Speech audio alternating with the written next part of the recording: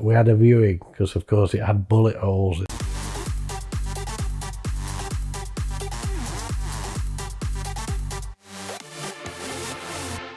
My car show experience started with my fascination for a particular type of car. It was a hand-built car that was built in Blackpool in the northwest of England, which is a TVR car. I moved into Blackpool with my job in about 1999, and there it was. The factory of TVR was on the west coast of the UK in Blackpool. Began to get to know some of the people that worked in the factory because it was right on the doorstep. And of course the process was very archaic in terms of the tubular steel chassis were welded onto a jig, and of course the fiberglass was laid up into a body shape on moulds and then introduced to the vehicle and fitted out. And of course I was lucky enough to be have a trip around the factory, an escorted trip around the factory. What was quite funny was the complete absence of health and safety in that factory. And when we walked into the paint shop, of course, there was quite a thick film of paint vapours in the shop, as there were in the glass fibre shop. It went through to final assembly, which was a dashboard, an electronic dashboard for the later models. And in the upstairs there was an area, a test bay, where a single lady with a soldering iron and a test jig would plug the dashboards in and test them. In later years, when the factory closed, unfortunately the dashboard on my TVR failed. It was a TVR Sagaris, one of the later models. How was I going to get the dashboard fixed? Oh well, I knew the name and address of the lady that used to work at the factory. And what did she have in her bedroom? She had the test panel for the dashboards, didn't she?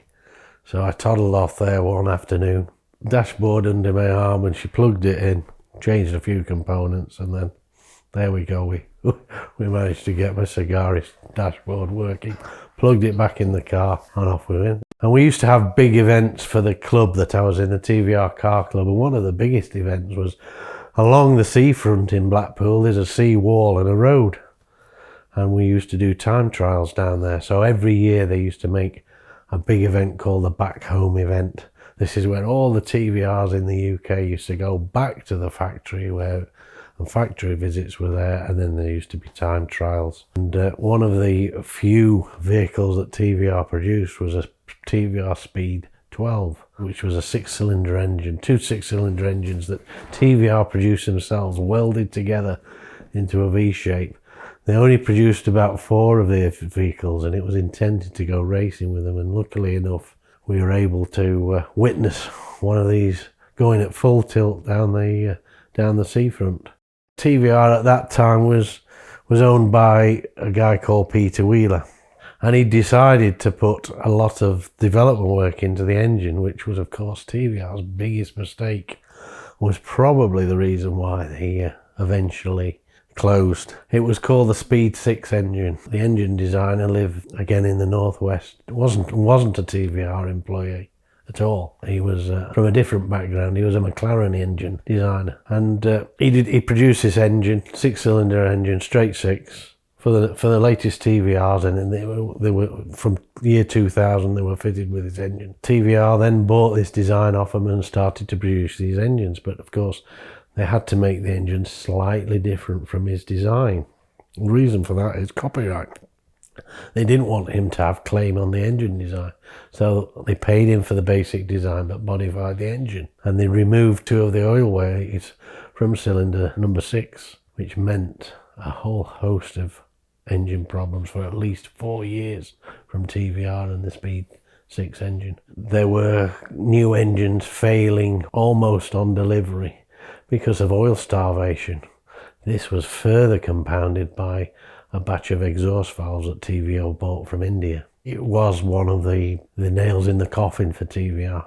Finally, the issues were dealt with, and the later TVRs had reliable plants, but there was another company that actually grew out of TVR that was refurbishing the engines and giving 100,000 mile guarantees on it. Fortunately, my Sagaris, which was a 2006 car, fiberglass car, I first saw it in the factory, deep purple in colour, and of course I just had to have one of those, didn't I?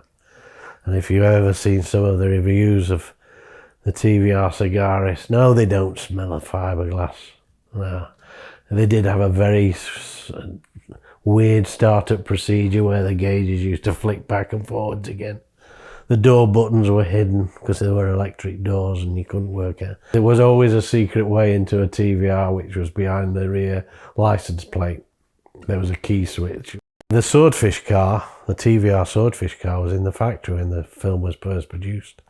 And it was a gangster film with John Travolta as the lead in there. And we had a viewing because, of course, it had bullet holes in the fenders. So we went down as a car club and had a viewing and had it under lights because it had just come back from filming, and the car is still around somewhere in the UK.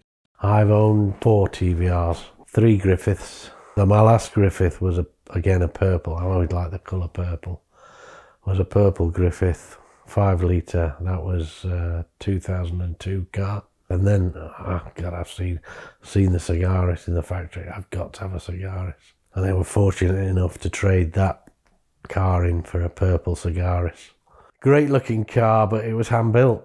I mean, it was hand welded brackets underneath the bonnet and underneath the hood.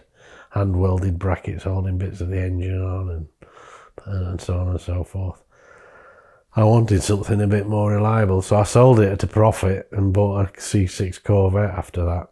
So the Sagaris, the TVR Sagaris, and TVR instead had its time in my car owning career, but then when I moved on to the Corvette, I sort of didn't really look backwards at all until I realised that the values have got shooting up.